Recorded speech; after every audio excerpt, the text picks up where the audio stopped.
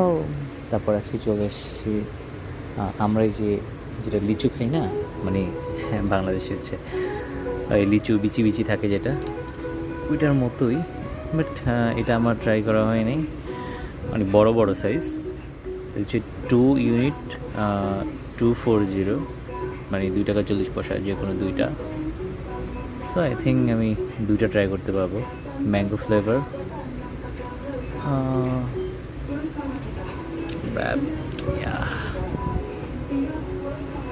So দেখা যাক, আজকে আশা করি ভালো হবে।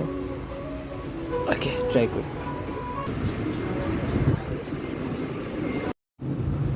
আমি এটাকে খারাপ বলবো না, মানে আছে বেটার, বাট চলে, ভালোই।